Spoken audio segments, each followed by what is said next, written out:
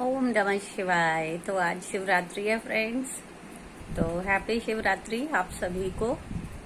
और जैसा कि मैं पिछले वीडियो में कह चुकी हूँ कि कांवड़ लाना एक तपस्या है, और तपस्या का जो ध्येय होना चाहिए वो ये कि जन कल्याण है ना, विश्व कल्याण होना चाहिए। जैसा कि शिव जी ने विष पिया था तो वो विश्व कल्याण की भाव से ही पिया था कि हलाहल को बर्दाश्त नहीं कर पाएगी पृथ्वी, नष्ट हो जाएगा जीवन।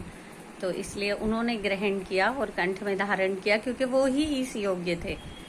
और फिर देवताओं ने उनको शांत करने के लिए जल चढ़ाया कि जो हलाहल का जो ताप है वो शिव जी मतलब वहन कर सके।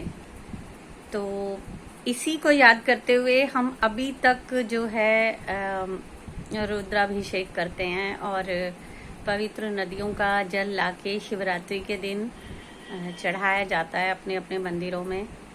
तो कृपया इस बात का ध्यान रखें कि जो लोग कांवड़ लाने के मार्ग में बाधाओं का सामना करते हुए तोड़फोड़ करते हैं, अव्यवस्था फैलाते हैं, या जो लंगर लगाते हैं तो वो मुफ्त का भोजन समझ के चल पड़ते हैं लेने कांवड़, ये सब कुछ कांवड़ लाने का उद्देश्य होना ही नहीं चाहिए, है ना। तो अगर आपकी तपस्या की वजह से किसी को कष्ट पहुंच रहा है ना, तो वो तपस्या मुझे नहीं लगता कि शिव जी उसको स्वीकार करेंगे। तो सोचिए इस बारे में। आप लोग अपना बचपन याद करिए जो मेरी उम्र के हैं, और जो बच्चे हैं वो भी इस बात पे ध्यान दें कि शिव ऐसे प्रसन्न नहीं होंगे कि तुम दूसरों को सता रहे हो या अपना कुछ दंगा करके, अपनी शक्ति प्रदर्शन करके और वाहनों के सामने नाच गा के अगर आप शिव को प्रसन्न कर रहे हैं और आप ये सोच रहे हैं कि इस चीज़ से शिव जी प्रसन्न हो रहे हैं, तो माफ़ कीजिएगा, मैं आपको बताना चाहती हूँ कि मैं भी शिव भक्त हूँ, और जितना मैं शिव को समझी हूँ, हमारी तो बुद्धि इंसान की इतनी हो ही नहीं सकती कि हम शिव को समझ सकें। फिर भी मैं ये कहूँगी कि इस तरह की भक्ति से शिव जी प्रसन्न नहीं होते हैं, और आप का भी इससे कुछ भला नहीं होता है। हमारे समय में तो हम बहुत कम सुनते थे कि कोई कांवड़ लाया है। ये एक बहुत बड़ी तपस्या है। ये ऐसे ही नहीं है कि चल दिए उठ के और ला रहे हैं कांवड़ और अव्यवस्था फैला रहे हैं और इससे आप लोगों का कुछ भला होने वाला है। तो सोचिए प्लीज़। और इस अवसर पर शिवरात्रि के शिव जी को प्रणाम करते हुए मैं आपको कुछ 2 लाइनें सुना रही हूँ जो कि शिव तांडव स्रोत की लय पर मैंने लिखी हैं।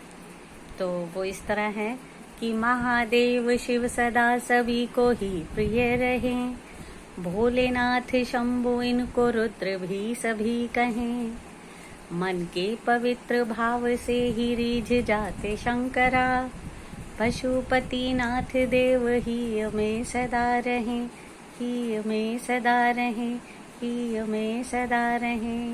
ओम नमः शिवाय। सभी को शिवरात्रि की फिर से अनेकानेक शुभकामनाएं।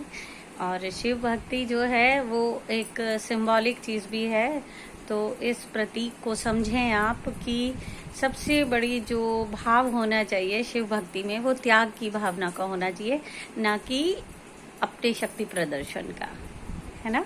तो नम्र भाव से, हम विनीत भाव से, आर्द्र भाव से हम शिव को प्रणाम करते हैं और ऐसी कामना करते हैं कि ये जो कांवड़ लाने का चलन बढ़ता जा रहा है, छोटे छोटे बच्चे जा रहे हैं कांवड़ लेने, इस पर रोकथाम लगे। और मैं सरकारों से भी ये निवेदन करूंगी कि इस चीज़ को बढ़ावा देने के बजाय, हाँ व्यवस्था होनी चाहिए, अच्छी व्यवस्थाएं होनी चाहिए, पर ये नहीं कि इसको मजाक बना दिया जाए और कोई भी चल रहा है उठ के लेने जा रहा है कांवड़, है ना। तो थैंक यू, मिलते हैं।